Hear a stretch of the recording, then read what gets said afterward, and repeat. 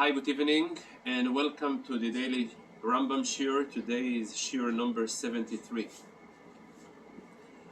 One of the senior secretaries of the Rebbe, Rabbi Hadakov, he was an outstanding person, both in management, in leadership, and he was an expert in education as well. Before he was the secretary of the Rebbe and the previous Rebbe, he used to run a educational system in Riga, Latvia. In fact, in Bernard Bethel Center, some of his former students used to daven by us every Shabbos, and they remember him from the time when he was still running the Jewish school in Riga, Latvia. So the story told about him that once upon a time, a person came and asked him to schedule a meeting with the Rebbe, a Yechidus audience. He looked at his calendar and he says, the earliest I can have is in about a month and a half from now. Seems that the person was very short on patience, and he left the room of Rabbi Hadakov. And not long after it, Rabbi Hadakov noticed that this gentleman, he is somehow managed to catch the Rebbe after davening and entered to the room of the Rebbe, and he spoke with him for a few minutes. He waits for him, and when he comes out, he says, I just wanted to inform you that you weren't by the Rebbe. You're thinking you spoke with the Rebbe, but whatever gentleman you spoke with is not the Rebbe. In order to get audience with the Rebbe, the only way to do it is via scheduling ahead of time and in an organized way to go and receive an appointment. Otherwise, it's not a yechidus, it's not an appointment. A similar story is being told about him, that once upon a time, one of the emissaries who lived in Israel, and he came to visit the Rebbe, and he noticed that in one of those events that were being organized by the organizations, by the headquarters, he is not even appeared over there as one of the guest speakers, and he was always accustomed to be part of the ceremony. So he came to Rabbi Hadakov and asks him, how come I'm not on the itinerary? He says, well, according to what I know, you hadn't arrived over here. Since you haven't received a permission from the Rebbe to arrive, as far as I'm concerned, you're still in Israel and you haven't arrived in 770 yet. The point that I'm using these stories is in order to, I reminded myself those stories when I was going through the daily Rambam. Yesterday we were discussing the concept of Aktubah. Aktubah, as we know, it is a legal document, a contract between the groom and the bride, the husband and the wife, that states the mutual, financial, and other obligations towards each other. Ktubah, in the context that we are discussing yesterday and today, is a reference to a very specific obligation of a sum of money that a woman will receive from her husband in a case that they decide about a divorce, that a divorce will take place, or in case the husband will die before her and she will choose to collect the amount that's stated in the Ktubah. The reason for instituting such a concept that is a Ktubah, in order to give a reason for a person to try as much as possible to stay within the marriage. Or, in the language of our sages, Shelo tehei kala be'inav legarsha. It should not be easy and very light for him to go and break up the bundle. For that reason, there is an institution of Aktuva. What is the amount a person is obligated to state in the Ktuva? So depends what is the state of the woman at the time of marriage. If he married a virgin, which is called Betula, so the amount will be 200 zuz. 200? Zuz. Zuz is a monetary unit that was customary at that time to refer in any halachic context. If she was not a virgin, so then the amount will be 100 zuz. It is important to note, and that's when I remember this story, that though when we're speaking virginity or not, it is a physiological condition of a lady at the time of marriage. However, from a halachic perspective, even though a lady can be physiologically virgin, but halachically she is not. Example number one. If a lady became a widow after she was not only engaged to someone, after she has already entered the stage of nisuin, kniso lechupo, if though that no consumption of the marriage took place and no intimate relation were actually taking place, so physiologically she may be or she is even a virgin, nevertheless halachically I am denying her state and I'm viewing her as a beulo, as someone that no matter what, with the new marriage the amount is not going to exceed the 100 zuz. A second example, if a lady went into captivity amongst non-Jewish people, so just by, and later she was redeemed from the captives, so again the assumption, given the fact that an army, occupying, winning army, most likely they will engage of acts or of rapes or of that sort, so therefore the assumption that this girl is not a virgin anymore, if again the captivity and the redemption out of this captivity took place after she was 3 years old. So here again, physiologically she may be a virgin, but halachically she may be not. And sometimes it goes the reverse. Sometimes a lady, physiologically, she may not be a virgin, yet halachically she is. Two examples. Example number one, if she actually engaged in sexual relationship before the age of 3, so then the virginity is halachically coming back. Another example, if the relationship that she was engaging was with a minor who is below 9 years old.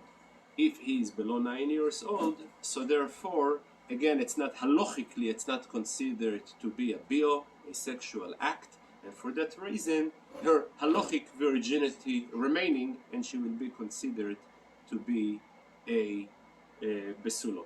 So here, that's why I gave you the story of Rabbi Chadakov in order to illustrate that sometimes reality and halacha, legality and reality, not always they are overlap, and sometimes they may seemingly contradict each other, but it's very important to have these terms in factored in order to be able to move on in our discussion. Then a large part of the first chapter is dealing with something which again I have to bring a story that's quite familiar to maybe many of you, which goes like this, that once upon a time a rabbi in the shtetl was invited to conduct a din Torah. A din Torah, I would say, a Torah judgment between two parties who were fighting, had a conflict, a financial matter conflict. And first he turns to the plaintiff to hear his argument. He says, sounds right. And then he turns to the defendant. He hears his counter argument and he reacts, sounds right.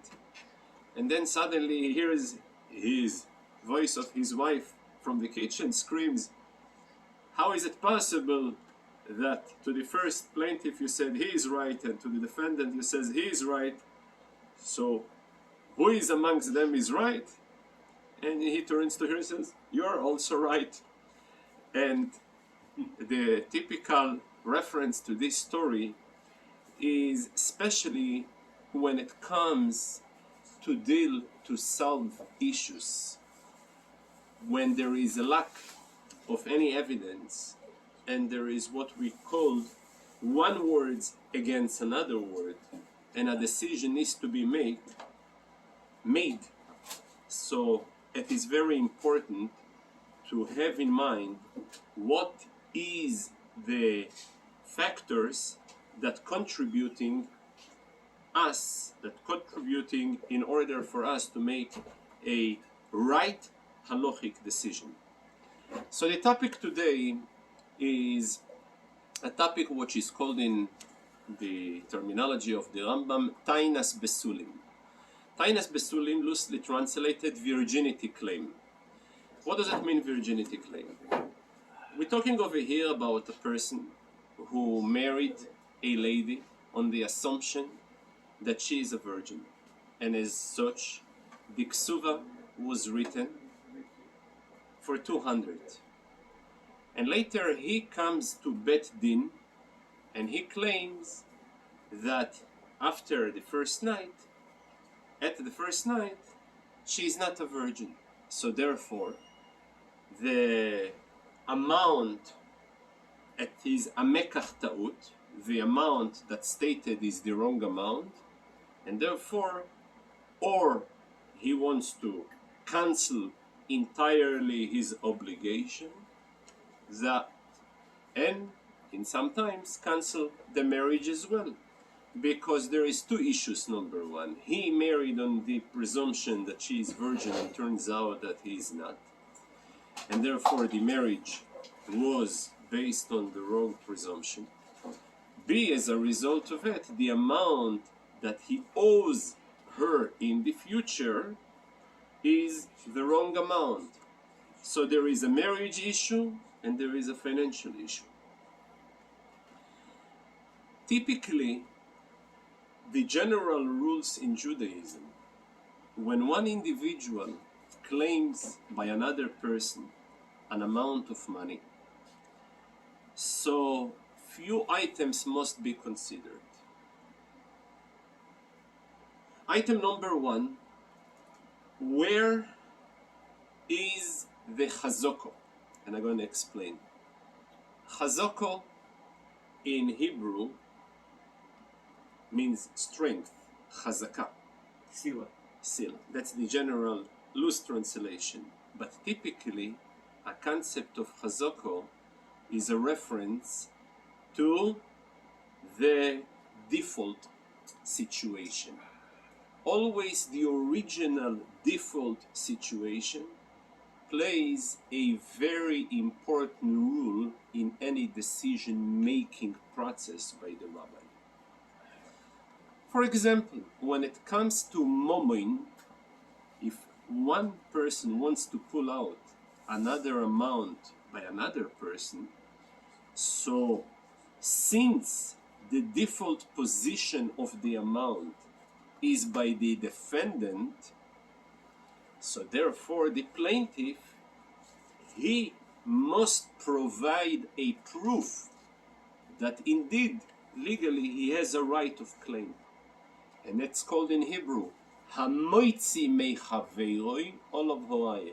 If someone breaks a pre-existing status is always associated with default, with a pre-existing situation, hamoitzi, someone who is tampering with this status and he wants to introduce a new reality, the burden of proof is upon him. That's the basic core perspective before I will come to make any decision about moving and changing status of money.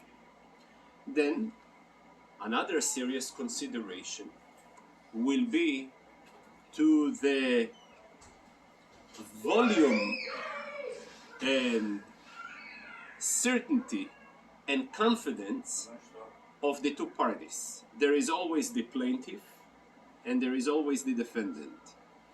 If the plaintiff, he is confident and he projects certainty, which in the Talmudical language it's called bori, certain, and the other person project shemo, maybe, according to some opinions in the Talmud, I will give a very high weight, very important weight, to the actual plaintiff who screams loud and clear his claim, while the defendant is very weak and uncertain with his response. It's called bori veshemo, bori odif.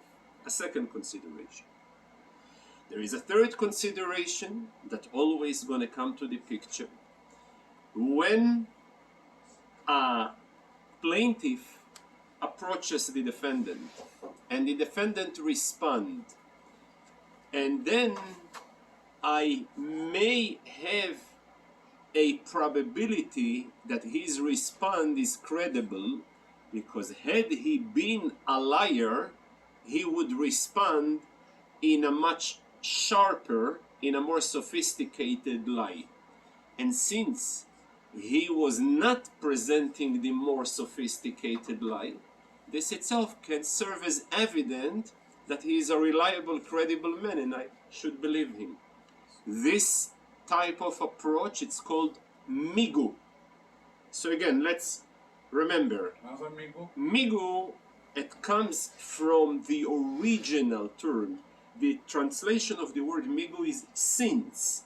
Since he could have said something way more sophisticated and much more reliable and much greater, so therefore I will transfer his strength of the alternative argument to the current argument, and that's called migu, transformation. I'm transferring an argument that he could have said to what he is saying right now. Now, it is interesting that this current scenario, where a husband who is obligated to pay to his wife a certain amount in the ketubah, 200, based on the presumption that she is a virgin, and he claims that she is not. So he has over here a ta'anat bari. He has over here a clear argument. With his argument, he is about to be motzi, to take away from her an amount that belongs to her. This is one way to look at it. And now, depends what will be her response. If her response, yes, I was not a virgin, but the reason why I was not a virgin, because I lost it not via sexual relationship, it's called, but via an external wound. It's called mukat etzani. I was bitten by a wood, a piece of wood, a piece of brick, it's called, therefore. Then I will accept her counter argument and I will reduce the amount of ketubah from 200 to 100. The reason why I will believe her, since she has what we called a migu. She could have said that I married to you as a virgin, but after the engagement I have lost my virginity. Since all she said that I was engaged to you while I was already damaged, so therefore I'm giving her the reliability, and all she's losing is 100 from the Ketubah, but the marriage stays a marriage. Then there is another type of respond. The lady will say, yes, I'm not a virgin anymore, but the reason when I lost the virginity is via rape after the engagement. So the engagement took place while I was in a state of virginity, and after the virginity I have lost, and therefore you still owe me 200. So she will be right. He still owes her 200. Why I believe her? Because there is another, what we call Chazakah, strong argument that supports her position, since there is what we call a general presumption of majority. Rov nashim, majority of ladies, betulot nisaot. They are in a state of virginity when they getting married. So given the fact that both there is a presumption, a default condition that is based on majority of ladies, therefore I would believe her. And therefore she will maintain her entire 200 zuz that he owes her in the Ketuvah at the time that they will get divorced, or he will die and she will be entitled to collect it from the estate of the orphans. Then there is a third possibility of respond, that the lady will say, no, what are you talking about? I was virgin and you just lying. So this is the idea. There is the first two cases that she admit that she is not virgin, but she gave an explanation. But then there is a third possibility that she is totally denying. So in a case of a denial, where is, should I place more weight? Should I place more weight to her word or to his word? On one hand, since he is the one who is about to take away money from her, he should be the one who are giving the chazakah. On the other hand, since at this point the money is by him, and we're talking only about the future, so maybe he is the muhzan. So comes the Rambam based on the Talmud, and in the Talmud it's a very long argument, goes back and forth, but he makes the final decision that he will be reliable. Of course, first time asking him what made him to determine that she's not a virgin, and there is two ways to tell, if there is no blood or if it was very lax way to engage in that relationship, or and let's say if he goes ahead through this investigation, and initially I'm suspecting maybe a side issue, but let's say when I'm eliminating all side issue, and by the end of the day it is his word against her word, so he will be reliable and he has the right to divorce her.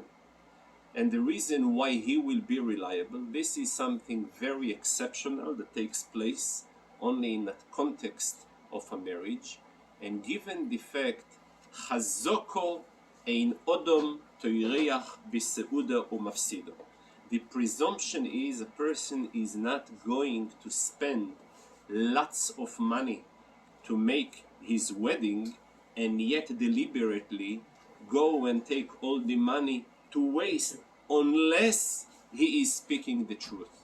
And for that reason, he will be reliable in that specific context. The Rambam adds that this, according to many of the commentaries, that this is a very unique place that is also linked to the fact that it is Takonas Chachomim. It's a rabbinical special institution that is associated with the chuppah, with the chasene. So it's a very, very unique time when, again, the chazoko, the presumption that a person is not going to spend lots of money and deliberately take it all to waste, so therefore he will be reliable, and it is up to him. He can divorce her, or if he wants to stay with her, then the ksuva will be 100 zuz only.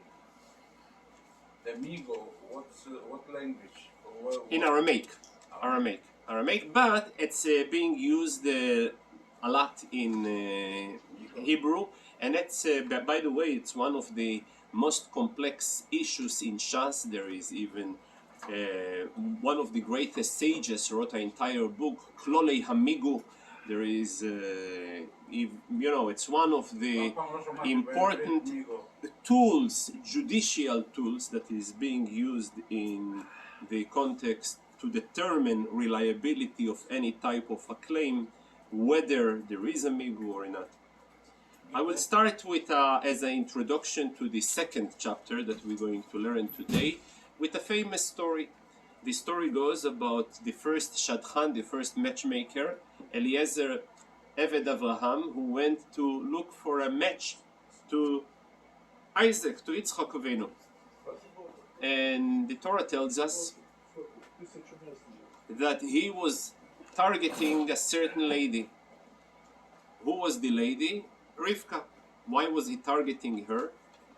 According to Rashi, the water came out from their position in order to welcome her. And nevertheless, despite the fact he saw the water, that was very miraculous event, he continued to make the following sign: if she will display acts of kindness, then I know that she is the right one. And if she won't, I will look for somebody else. So the question is, if he sees a miracle that the water are jumping towards her, what does he need a better sign than this? And the answer is, when it comes to marriage, when it comes to bind yourself with a everlasting, a lifelong commitment, one time godly miracles is not enough. You got to determine that the future partner has midos toivos, has good traits, has good nature and character, and very well supportive and kind, and so on. And since each and every Jewish lady is a descendant of four Imoho Iso, Rivka, Ochel, Veleo, obviously it makes sense why the second chapter of today's Rambam covers the entire obligations that a husband is committed to his wife. And they are a total of 10 obligations that a person is committed to his wife, and 4 rights a person has that the wife is committed to her husband. 3 of those 10, it's very easy to remember because today we are Yad Tammuz. Yad is Yudalet, the 14th day of Tammuz, so let's break it. The first 10, the first Yud is the 10 obligation he has towards her. The Dalet is the obligation she has towards him. The 10 obligations, 3 of them are biblical, and the other 7 are rabbinical. And the biblical is to feed her, it's called mezoinois, to dress her, and to have relations with her. Oino. Yeah.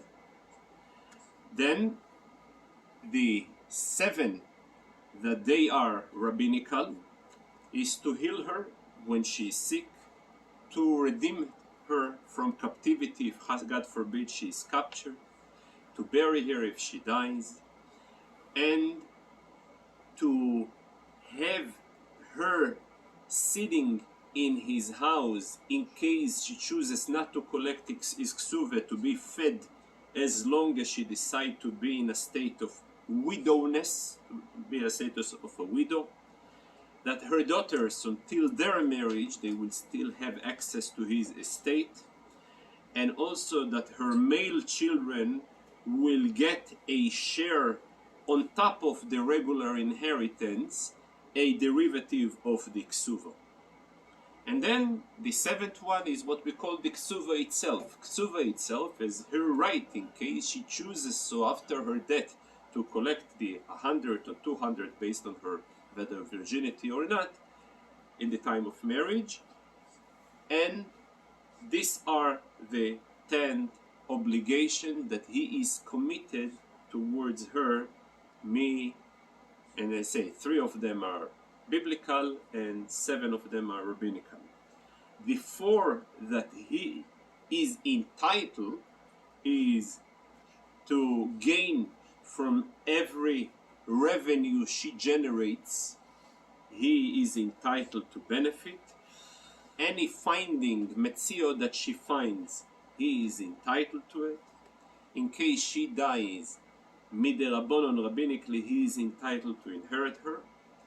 And from the assets of Nedunia that she brought home, he is entitled to collect the dividends. The actual principal belongs to her, but the dividends belong to him. So these are the 14 obligations that are, which means again 10 obligations that he is obligated towards her, and 4 obligations she is obligated towards him. Each and every one of those obligations besides 3 can be waived if there is an agreement, that a contract that made between them and her. However, and this is very important, there is 3 exceptions that under no circumstances, no contract and no waiving of this obligation can take place. And these are the one: the ikar ksuvo, which means the base of the ksuvo, that he is obligated, his assets are liable to provide her in case of his death or divorce. Yerushoso, to inherit her, although it is rabbinical, but nevertheless, osu chizuk, the rabbis have made strength to their words, like even more than Torah.